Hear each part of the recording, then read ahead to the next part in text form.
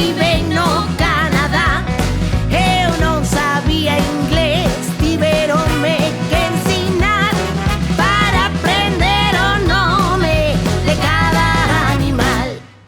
A vaca, Cow. cadelo, Dog.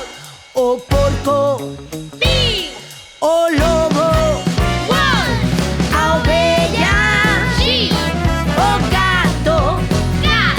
É moi fácil, anímate a cantar.